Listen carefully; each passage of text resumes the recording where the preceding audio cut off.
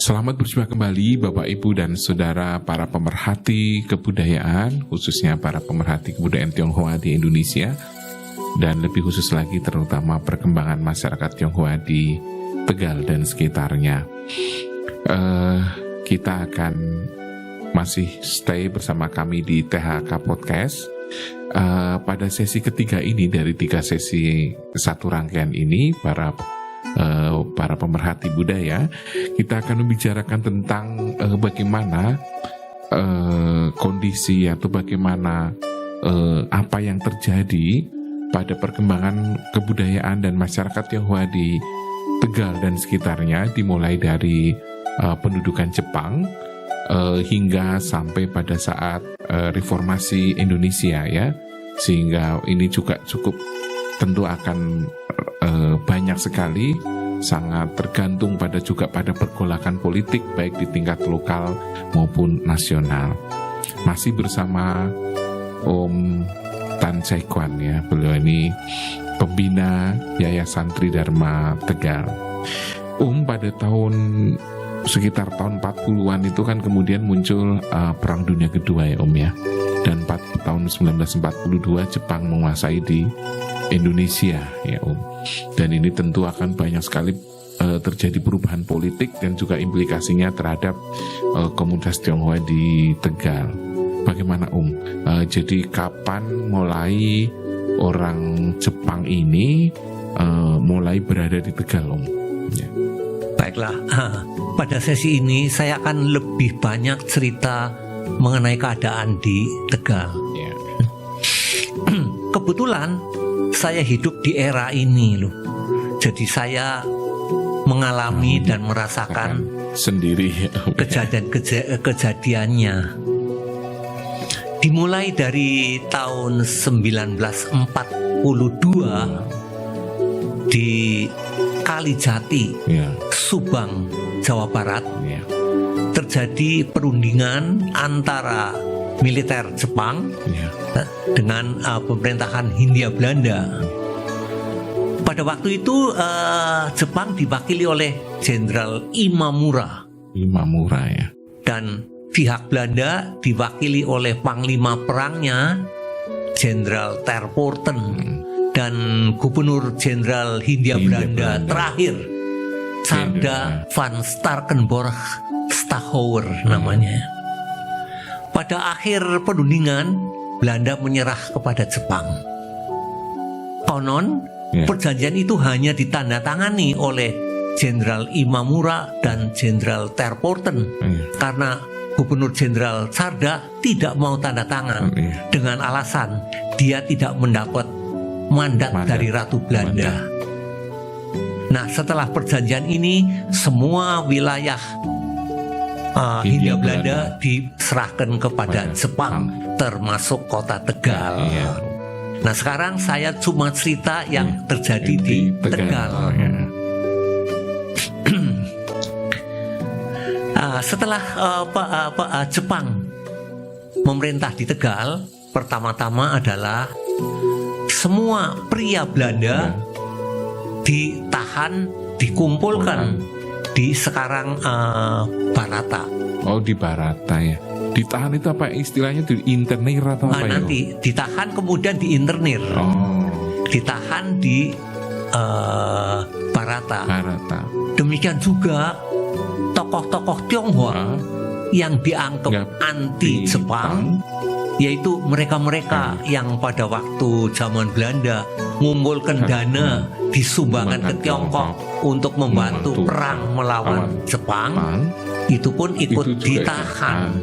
Antara lain Bapak Lim Bianbo, Bapak Li Xianke, Bapak Wu Ziyu, ini guru kepala THK waktu itu, Bapak Go Xionghu, Bapak Lim Sihian, dan lain-lainnya.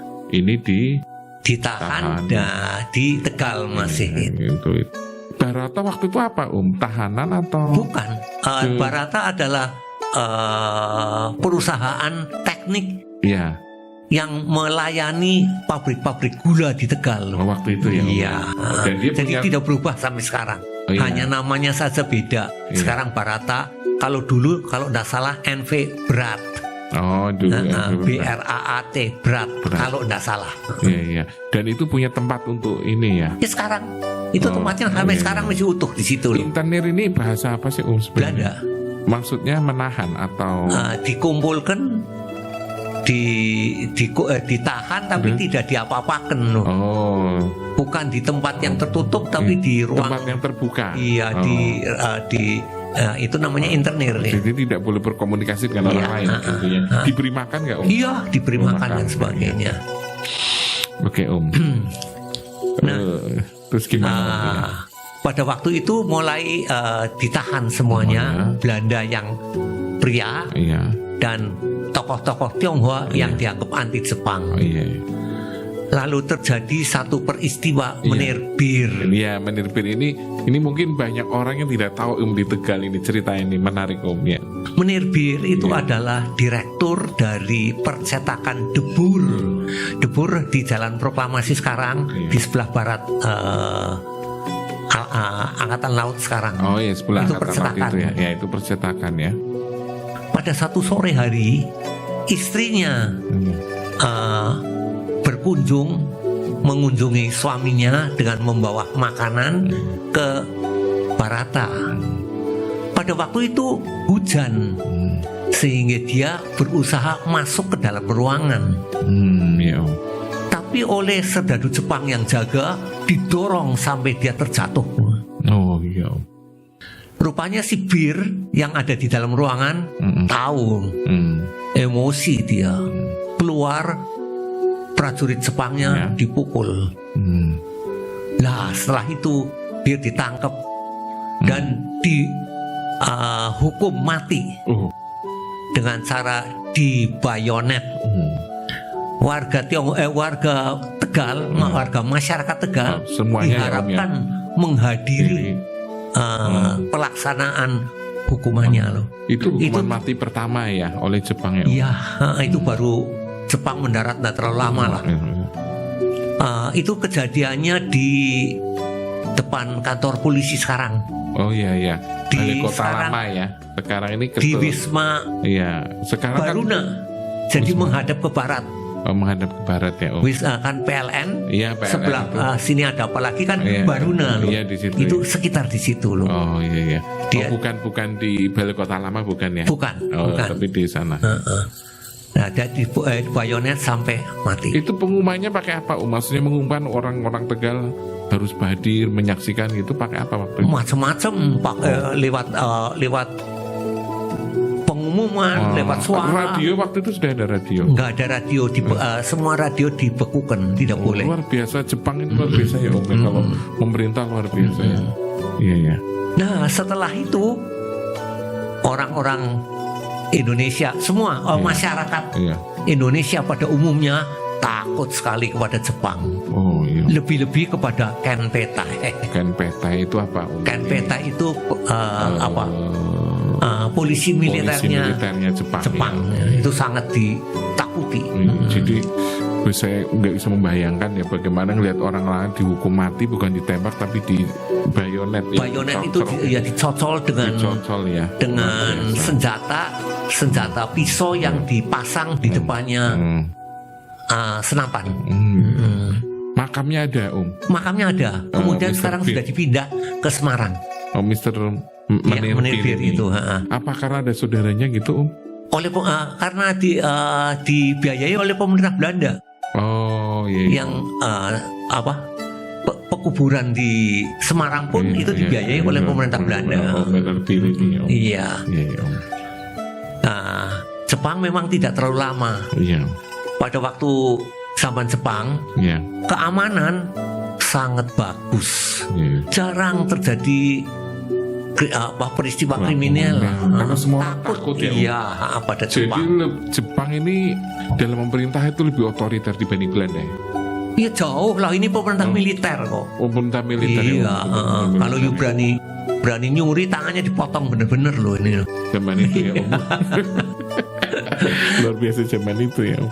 Jadi keamanan bagus, tapi makanan mulai kurang. Iya, saya dengar sampai waktu saya kecil diceritain oleh nenek saya itu sampai orang meninggal aja pakainya kainnya itu pakai waring ya itu. Nah, kalau makanan kurang tapi masih oke lah. Iya, Yang paling berat adalah tidak ada kain. Iya, itu nggak ada Jadi kain. selama 3 tahun tidak ada kain, sehingga orang-orang desa pakai karung goni. Waktu itu Untuk tidak ada baju. waring, karung goni, Goni, karung yang buat beras. bukan gula ya. Gula ya.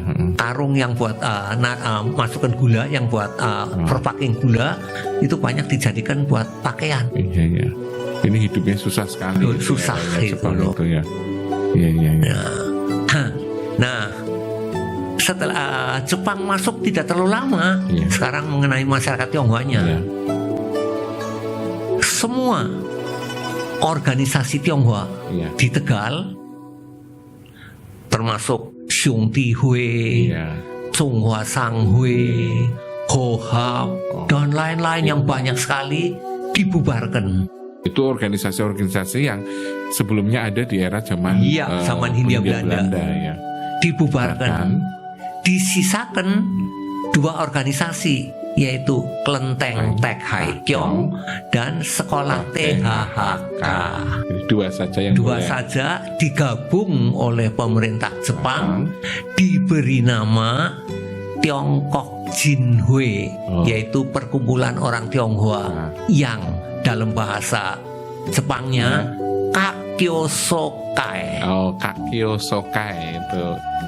Nah, Kakyosokai ini ditugaskan oleh pemerintah Jepang untuk mengurus segala kepentingan orang Tionghoa dan bertanggung jawab kepada pemerintah Jepang. Iya, iya. Iya, iya. Itulah ceritanya Kakyosokai yang dibentuk oleh Jepang. Ya, jadi dibubarkan. Semua namanya bubar, satu. semua Jadi hanya tunggal satu, ya, iya. Kakyosokai itu ya. Iya. Nah, Kakyosokai hidup terus sampai kemudian tahun 1945 Iya. Jepang menyerah kepada sekutu, dan 17 Agustus 1945 Republik Indonesia berdiri. Iya. Maka mulailah Kakyosokai dirubah namanya menjadi mula-mula Hwaqiao Chunghui. Kemudian dirubah lagi menjadi Chonghua Chunghui sampai akhir. Itu yang merubah siapa, Chonghua Chunghui? Masyarakat Tionghoa sendiri. Karena Nggak mau pakai bahasa istilah Jepang. Iya. Jadi Tapi sebetulnya maknanya hampir sama, perkumpulan masyarakat Tionghoa. Iya. Nah, ini ada yang menarik ya. Tahun 45 ini di Tegal itu ada pergolakan yang cukup menarik dan tidak terjadi di daerah lain, yang disebut dengan gerakan 3 daerah ini ya, Iya. Ya, yang Kutil ini pemimpinnya ini, Ini bagaimana, tahun 45 ini waktu kemerdekaan umur berapa, 12 ya. 12 ya, Iya. Jadi Udah belum tahu. Udah tahu ya. Udah tahu. Tapi waktu tahun 45 itu ya, Agustus itu proklamasi itu kita nggak ada Nggak kabar tahu. apa. Karena Nggak tidak ada kabar radio, apa-apa nggak ada kabar apa-apa, nggak tahu. Nggak tahu ya bahwa Indonesia merdeka, ya nggak ngerti tahu. apa yang terjadi ya, Iya. Ya, apa yang terjadi itu nggak tahu. Nggak tahu. Nah, ini Kutil ini menarik, Apakah saat itu tuh bagaimana, ini hubungannya dengan orang Tionghoa saat itu, apakah mengalami banyak sekali kegentingan-kegentingan, bagaimana cerita tentang gerakan 3 daerah, Nah itu, Indonesia itu merdeka Agustus 45. Iya. Oktober 45, jadi 3 bulan kemudian. Itulah mulai terjadi gerakan 3 daerah. Iya, Oktober. 3 daerah itu adalah Kabupaten Brebes, Kabupaten Kota Madia Tegal, dan Kabupaten Malang. 3 daerah ini dipimpin oleh Kutil, Iya. seorang bekas tukang cukur di Talang. Di Talang, kalau Iya. nggak salah desa Pacul, Iya, Talang itu Kalau Pacul. menurut Anton Lukas ya di Pacul ya, betul. Dia rupanya mengumpulkan teman-temannya, Iya. mengadakan gerakan, Iya. terutama anti Pangreh Praja. Dia waktu itu berusaha waktu itu di Tegal masih dikendalikan oleh Jepang. Oleh Jepang. Dia berusaha merebut beberapa pucuk senapan dari orang-orang Jepang.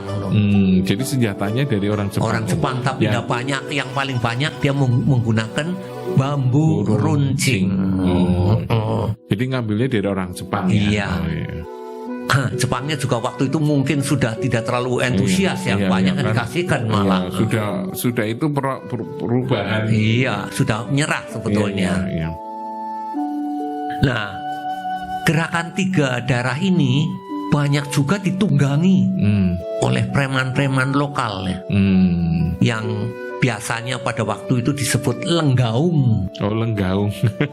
Ini loh. Istilah lenggaung. Iya, itu yang sering membuat onar ya.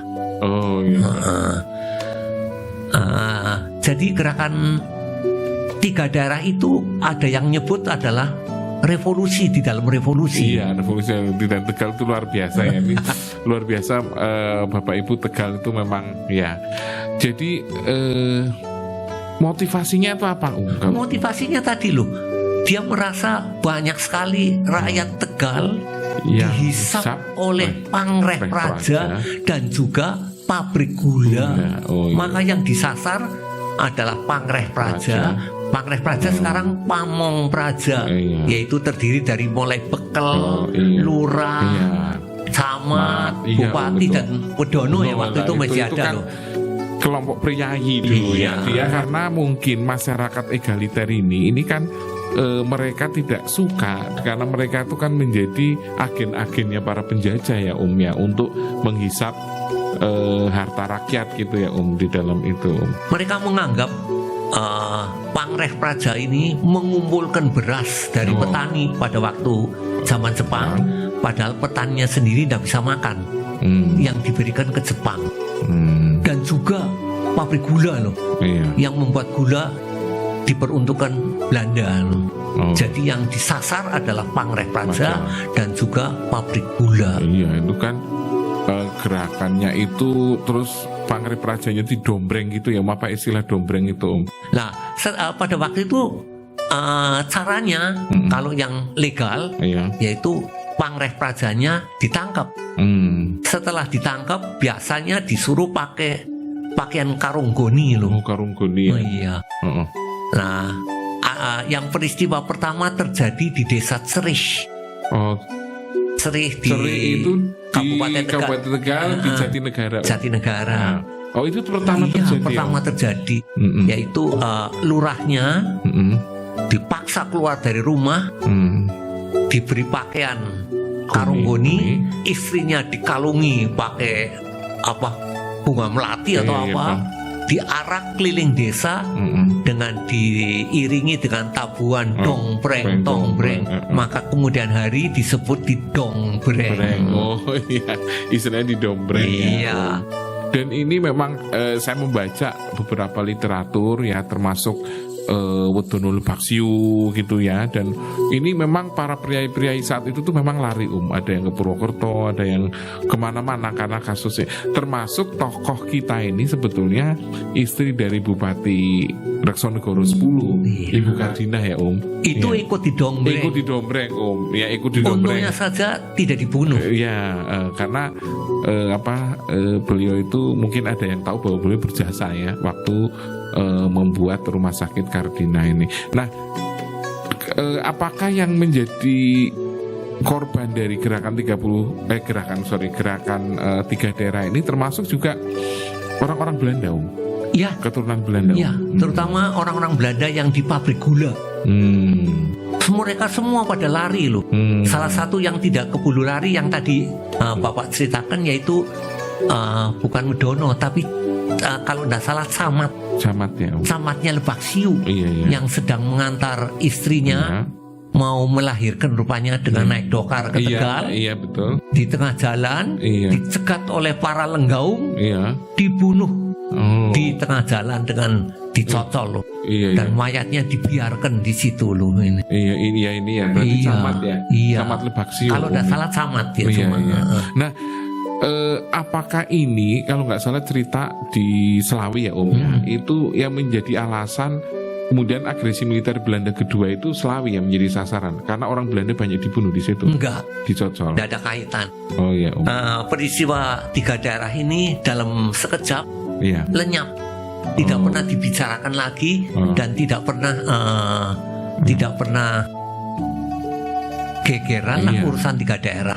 Yang tahu hanya orang Tegal-Tegal saja ini. Orang-orang kuno. Padahal kalau saya mengambil positifnya ini adalah sebuah gerakan heroik ya, egaliter. Makanya kan Tegal ini kan dulu ditulis sebagai orang yang banteng loreng binoncengan, orang yang sulit dikendalikan karena sangat egaliter dan tidak mau terlalu feodalistik. Nah ini sebetulnya bagusnya. Lalu ini bagaimana sikap Kutil ini dan rombongannya dengan komunitas Tionghoa?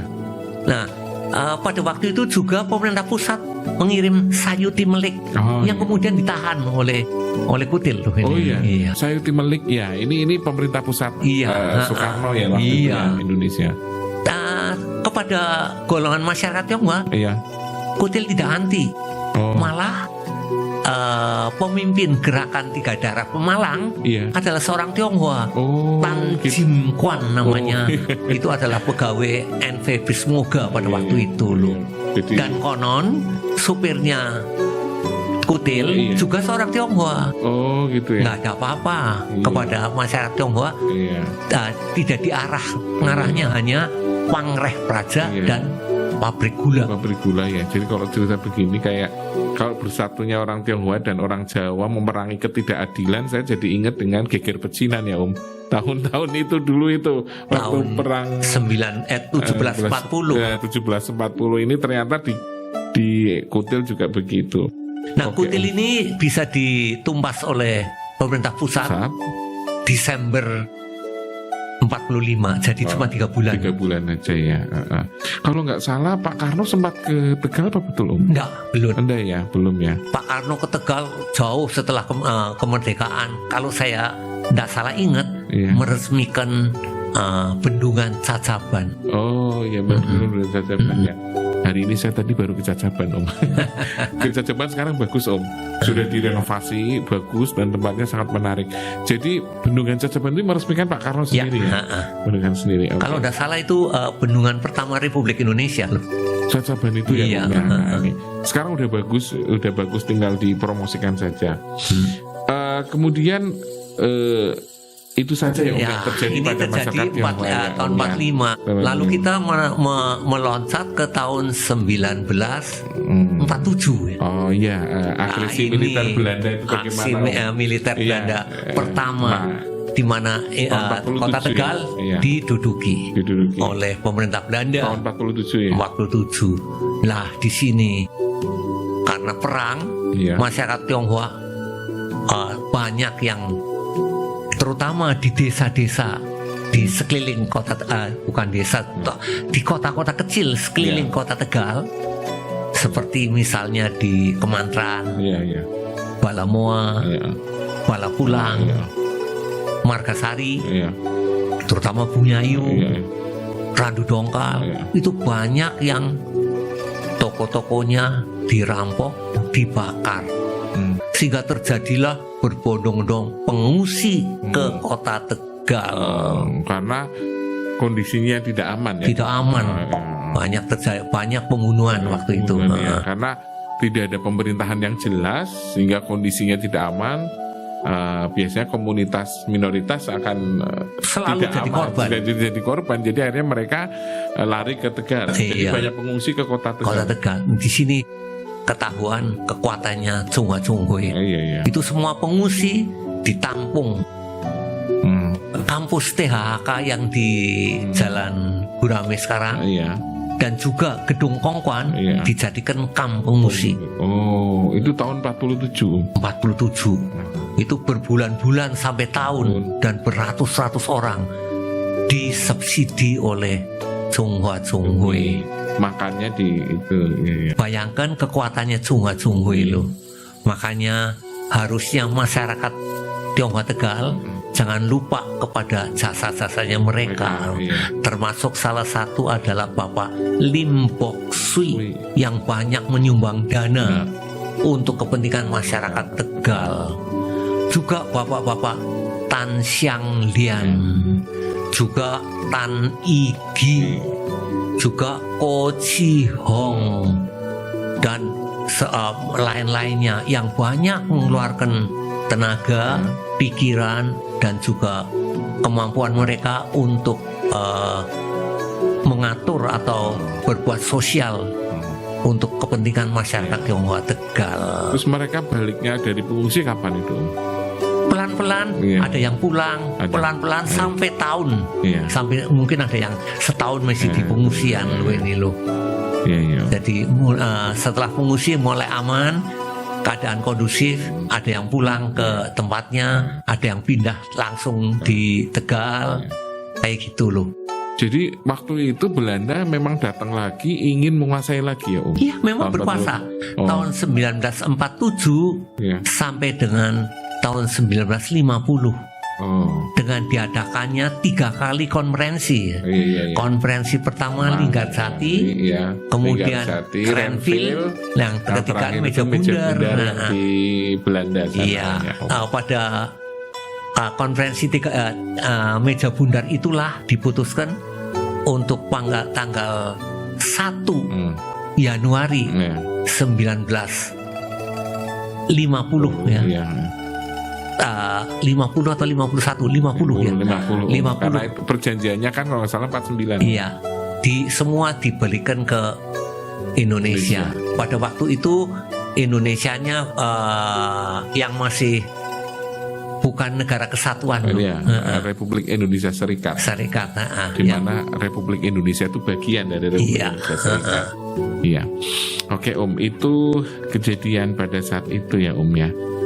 Kemudian pada saat agresi militer Belanda kedua tahun 49 itu bagaimana Om?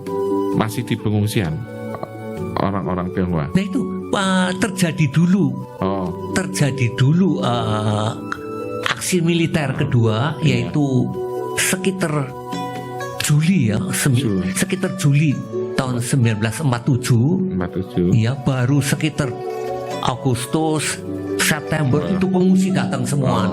Karena yang diduduki dulu kan Tegal. Tegal.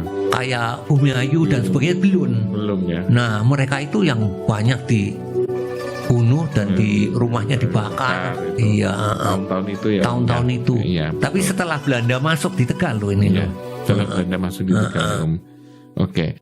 Kemudian gini Om, setelah itu mungkin di Orde Lama, kemudian sampai munculnya Orde Baru ya. Mungkin ini perlu diceritakan juga Om, perkembangan setelah Indonesia tahun 50 menjadi negara, kemudian sampai tadi sudah ya sejarah masyarakat tentang organisasinya ini Om, yayasannya itu tadi terakhir kan Chunghwa Chungwei ya. Setelah Chunghwa Chungwei terus kesananya apa Om? Ya. Sebentar, tadi cerita ke tahun 1947 ya Om. Itu terjadi peristiwa aksi militer Belanda. Kemudian ke penyerahan kedaulatan terus 50 terjadi terus, udah nggak ada terjadi apa-apa sampai tahun, kalau yang saya ingat 1963 ya. 63 ya Om. Itu peristiwa 5-6 Mei di Tegal. Oh ada Om, apa itu Om?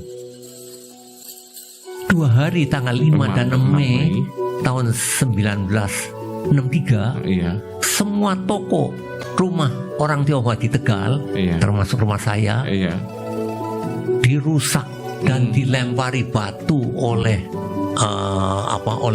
masyarakat perusuh ini loh. Untungnya 3 hari kemudian, hari ketiga, pemerintah bisa mengendalikan. Dan pemicunya apa Om tahun 63 itu? Pemicunya sebetulnya mula-mula terjadi di Cirebon, anti Tionghoa di Cirebon. 5-6 Mei menjalar ke Tegal, 10 Mei menjalar di Bandung.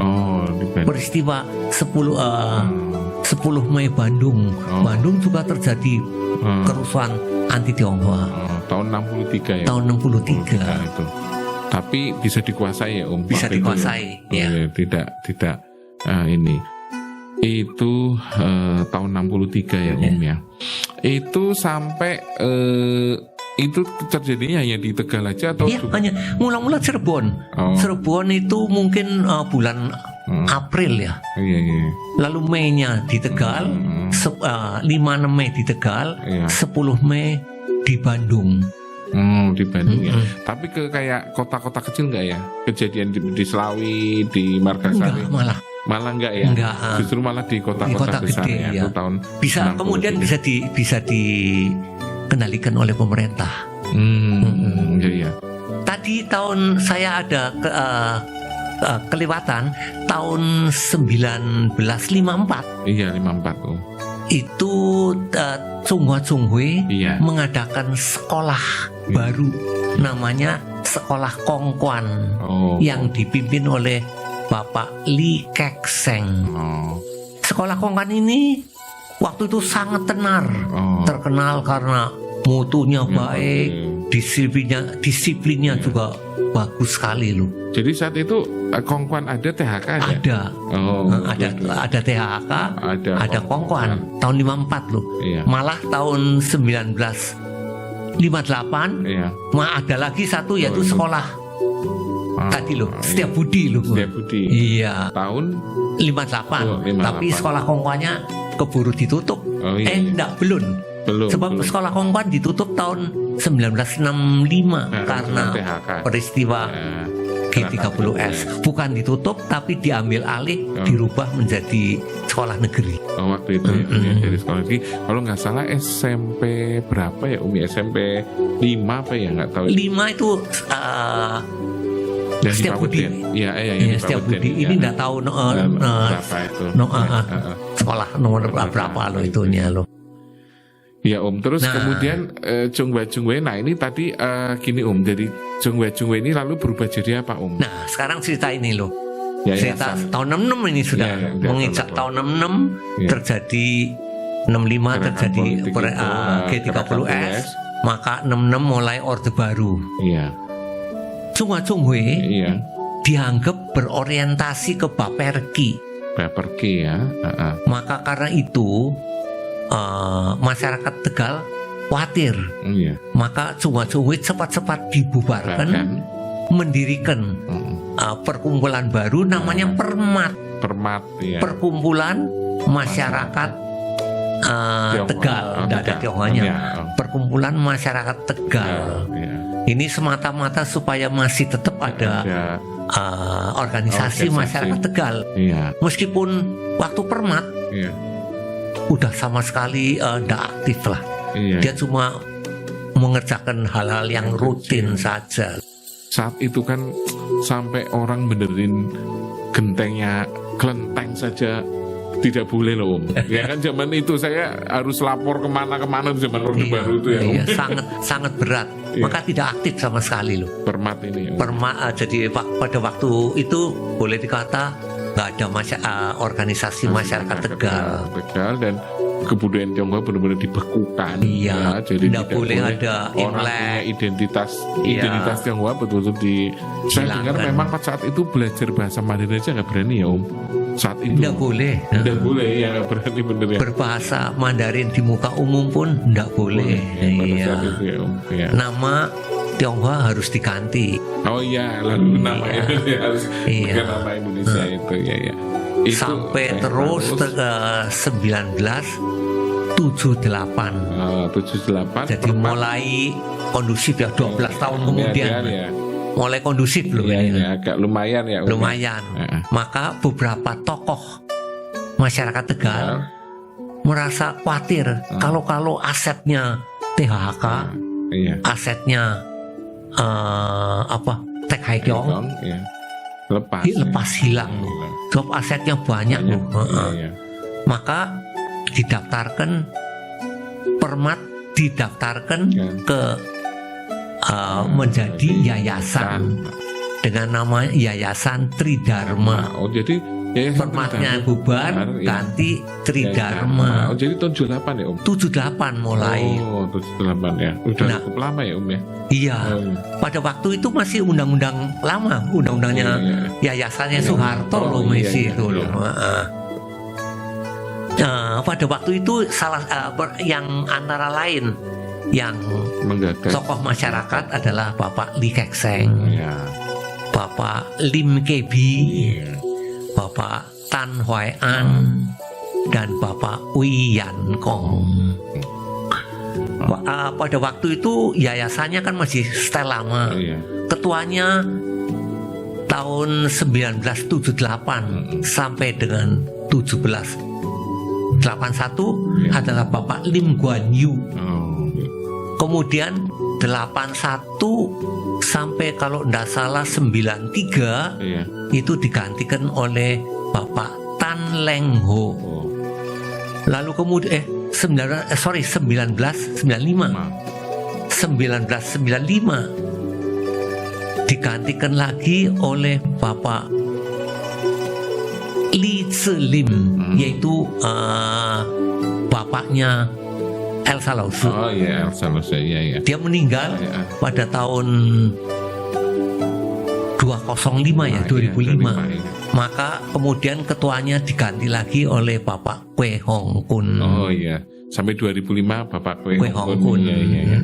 Kalau Pak Heng Kun saya kenal Pak Kwe Hong Kun. Iya. Ini adalah yayasan Tridharma versi lama. Oh, versi. Tridharma dalam yang didaftarkan itu bukan kaitan dengan Tridharma dalam agama loh. Iya. Kebetulan kan di agama Buddha itu ada salah satu majelis namanya Majelis Tridharma ya. Iya. Nah, Tridharma di yayasan ini Bukan. itu bukan ya. Yayasan Tridharma adalah suatu yayasan sosial yang bermotokan Tridharma atau tiga dharma, ya. yaitu dharma kepada Tuhan Yang Maha Esa, dharma kepada nusa dan bangsa, dan dharma kepada masyarakat Tegal. Masyarakat Tegal. Iya. Jadi ada tiga ya. Iya. Nah, Tridharma ini terus berlanjut sampai tahun 2007 ya kalau nggak salah. Iya. Itu ada undang-undang yayasan baru. Ya. Maka kembali didaftarkan. Nah, sekarang dalam yayasan versi baru ada pembina, pengawas, dan pengurus. Pengurus, ya. Iya. Pembinanya adalah Bapak Lee Kek Seng. Ya, Lee Kek Seng ya. Pengawasnya Bapak Hun Iping, Bapak Ui Hian Hak. Itu tahun 2007 pendaftaran ke notaris ya, menjadi yayasan versi baru loh ini. Dan juga Bapak Tan Peng Hian, dan ketuanya masih tetap Bapak Kwe Hong Kun. Ya, Bapak Kwe Hong Kun ya. Benar ya kira-kira. Iya, betul, ya. Terus berlanjut terus pada tahun 2013 Bapak Lee Kek Seng meninggal dunia. Oh iya. Dia adalah pembina tunggal. Maka pada waktu itu diangkat pembina baru, yaitu terdiri dari Bapak Ui Hian Hak, Bapak Tan Peng Hian, dan yang salah satunya adalah saya sendiri. Iya. Berarti tiga orang sejak tahun 2013. Iya. Sampai sekarang ya. Sampai sekarang. Jadi praktis terkait dengan kebudayaan Tionghoa yang dikembangkan itu dari tahun 78 atau 75 tadi ya berdiri. 78 itu sudah di bawah Yayasan Tridharma itu ya yang sampai Tridharma 78. Iya, yaitu Tridharma yayasan versi lama. Ya. Kemudian tahun 2000 tahun 99 kemudian Gus Dur menjadi presiden ya waktu itu. Kemudian ada kebijakan terhadap kebudayaan Tionghoa yang kemudian dimerdekakan kembali, dibolehkan lagi untuk mengenal budaya. Kemudian mulai kapan ada kesadaran untuk kemudian mengembangkan kembali ide-ide dan kebudayaan, bagaimana melestarikan budaya Tionghoa dalam bentuk sekolah itu? Sebetulnya pada waktu Orde Baru pun di Tegal, spesial di Tegal, budaya Tionghoa tidak hilang sama sekali, karena Tua Pekong Iya. tetap keluar loh. Iya, itu Dengan izin istimewa dari Bapak Tekyong Sutikno. Oh iya. Bapak Sutikno Luar itu biasa. katanya adalah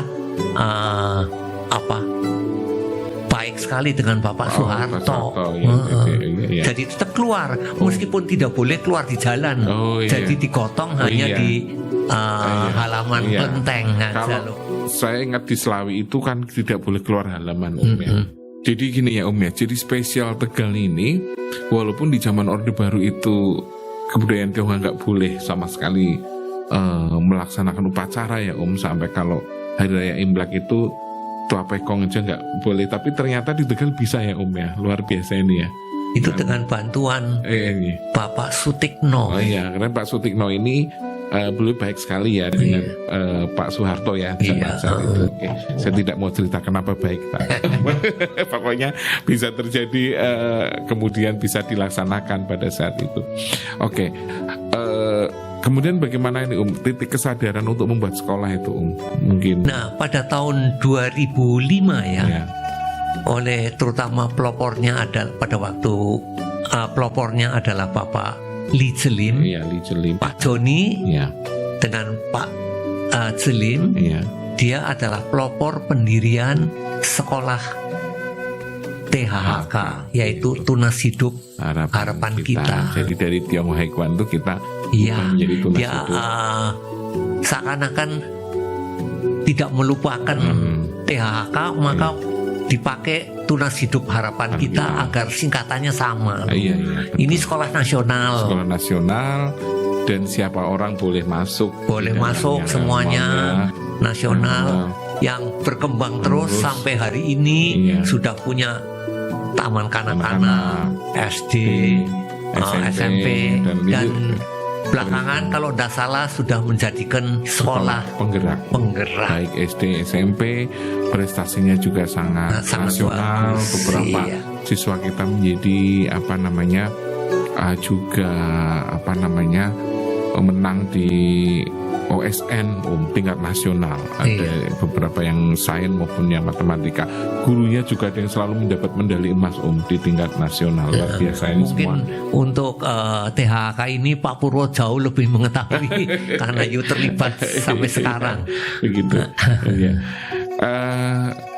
Mungkin seperti itu ya Om ya. Nah, lalu kemudian saya mesti jelaskan juga pada tahun 2016 Iya, terjadi pergantian pengurus ya. Iya. Dari Bapak Kwe Hong Kun, ketua umumnya Iya. ganti menjadi Bapak Lee Kechung, Ya. dan pengawasnya Bapak Wun Iping, Iya. Bapak Tan Bo Si, Iya. Bapak Kwe Hong Kun, Iya. dan Bapak Un Fun Kin. Iya. Kemudian pada kemarin ya tahun 2021, Iya. 5 tahun kemudian penggantian lagi pengurus. Sekarang dengan ketua umumnya Bapak Lohan Kwe atau Gunawan Do, iya. dan dengan wakil ketua umum Bapak Su Ruliang, Iya. dengan pengawas Bapak Tan Bo Si, Iya. Kwe Hong Kun, Iya. Un Fun Kin, Iya. Lee Kechung, dan juga Bapak Lee Sun Chai. Lee Sun Chai ya. Yang terakhir sebagai penutup, Iya. mungkin saya perlu jelaskan kembali Iya. bahwa Yayasan Tridharma adalah yayasan sosial, bukan yayasan agama. Iya. Ya, yayasan sosial ini bermotokan 3 dharma Iya. dan membawai 5 bidang. Pertama adalah bidang ibadah yang mengacu kepada moto Dharma kepada Tuhan Yang Maha Esa dengan kelenteng Tek Hai Kyong dan menganut Taoisme. Kedua adalah bidang pendidikan, yaitu sekolah THHK atau Tunas Hidup Harapan Kita tadi yang saya ceritakan, itu adalah mengacu kepada moto Dharma kepada nusa dan bangsa. Dan yang ketiga adalah bidang bela duka dengan ruang duka di Jalan Hang Tua dan juga krematorium di Ketiwon ya. dan juga bidang sosial keempat yang mempunyai balai pengobatan di Jalan Veteran untuk orang-orang yang mungkin kurang mampu dengan biaya pengobatan yang sangat murah. Dan yang terakhir juga ada bidang kesenian dan olahraga dengan seni suara, yaitu mamatui, ada kesenian barongsai, ada kesenian usu, ada olahraga bola basket dan pingpong. Demikianlah Tridharma yang sesungguhnya. Ya, dan saya tidak lupa mengucap terima kasih kepada semua pendengar atas waktu dan perhatian yang telah diberikan. Mungkin ke depan kalau ada waktu lagi membahas konsep sekolah THK, Om.